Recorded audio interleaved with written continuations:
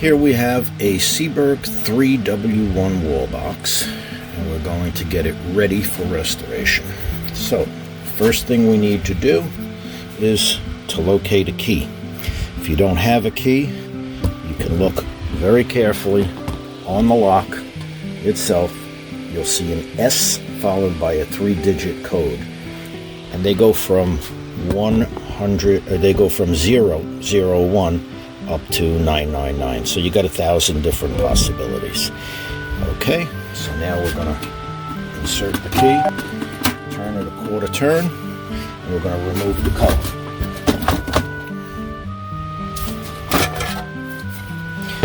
We'll put the cover aside because we'll do that type of restoration later. We're just going to concentrate on the mechanical restoration.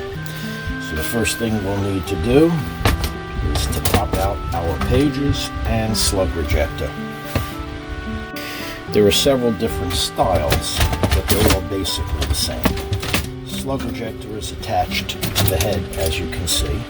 It's held on by 2 screws that have to be removed. So we take the pages, and the first thing we're going to want to do with the pages, well, actually, let's just set everything aside. Let's concentrate on the mechanical end.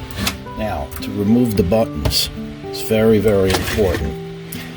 You can either take a screwdriver, flat end, or if you have a needle nose, 45 degree, and insert it under each letter. You got to be careful not to crack it. It's got to go right where the stud is, and you got to pull up gently on it. So what we do is we take off all the numbers, one at a time.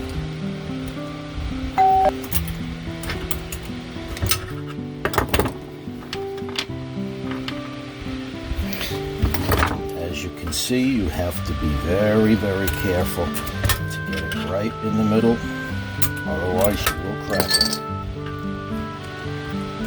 And we do that until all of them are off.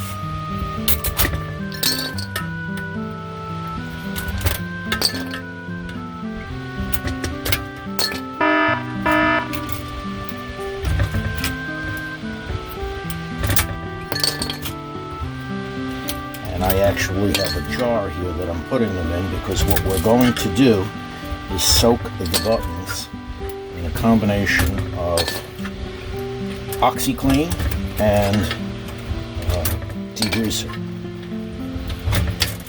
Okay, now we've got all our buttons off. You don't want to forget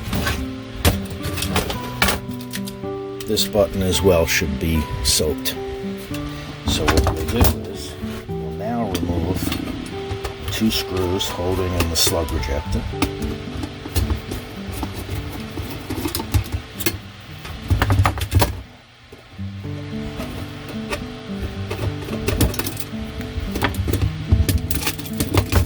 What I do is I put the screws aside.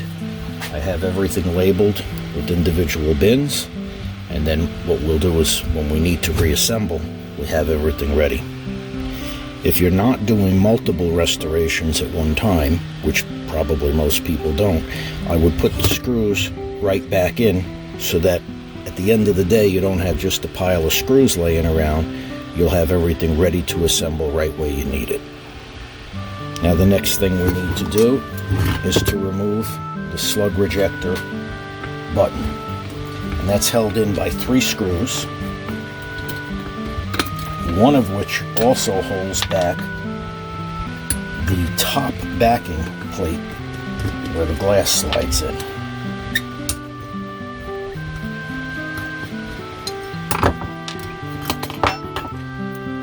What we want to do is remove this plastic button,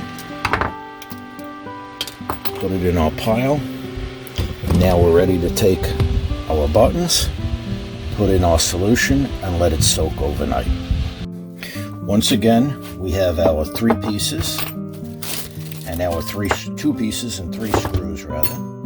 Put them in a bag, set that aside, and we will polish these on a wire wheel before we assemble them, after thoroughly cleaning them. The next thing we want to do is take off the button shield.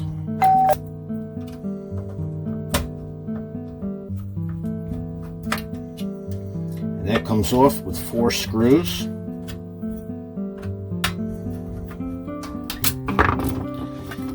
Need to slide these sockets off on both ends. And then the top assembly, switch assembly cover comes off. So does the bottom. Now, the fact that this is not coming up too easily tells me this has never been removed, because there are 2 wires on the right side that were used to attach to the wiring harness. When reassembling them, many times these wires are missing on the button shield. So what I like to do is to put the screws back in place so that they get cleaned when we wash the wall box. And additionally, we don't have to go searching for them once we are starting to reassemble. Okay, we're going to take our coin tray out, set that aside. Now, what's very important is to test. And this motor happens to move freely. Sometimes the motors are bound, frozen, whatever you want to call it, and they need to be worked, preferably while they're still mounted on the chassis. And in very unusual cases, when it's very, very difficult to free them up, the motors have to be removed. So the next step we need to do is to take steel wool and polish the wafer.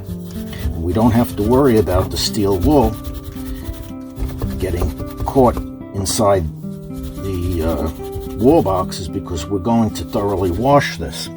We're going to move the wiper so it goes in a position that we can polish each of these little buttons, because each time the wiper goes around, it has to electrify each of these points. Okay, now we're ready to our next stop, to degrease. So here we are at our sink, and we have our wall box ready to be washed. We use KRUD cutter.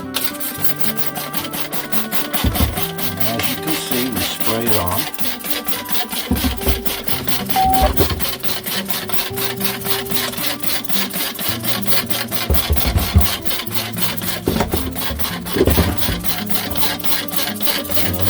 See all the stuff that's running off.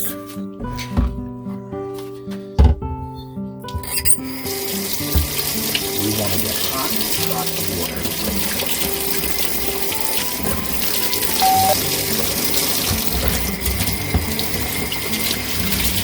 Look at all that coming out of there.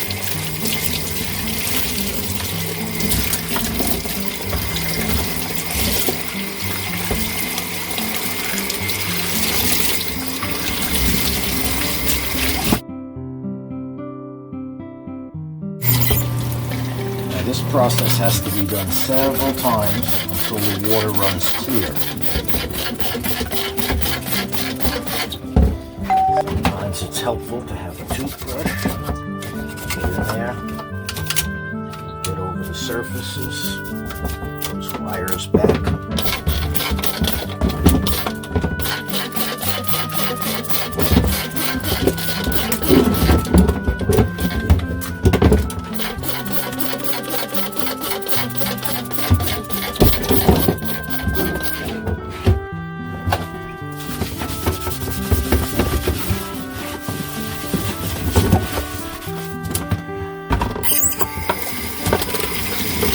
That was clean, but you can see it's not.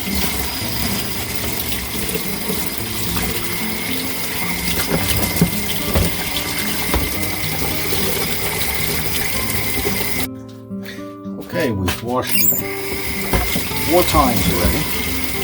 This is the last, and you can see it's running pretty clear now.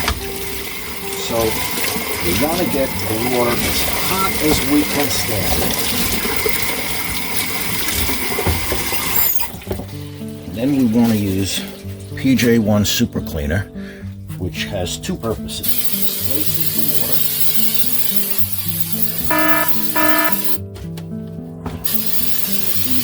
residue. Always with a face mask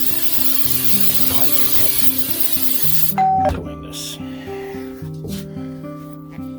Now that we've got the wall box all washed up and clean, and it's dried out for about 15-20 minutes, it's ready for our next step. And our next step is we're going to put 25 VAC directly to the motor.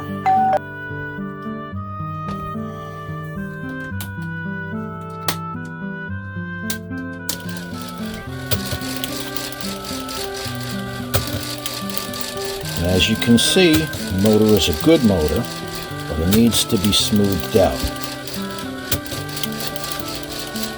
We're going to get some PJ1, spray it right on those gears. And as you can see, the motor is turning much freer now. We're going to let this run for about 10 or 15 minutes.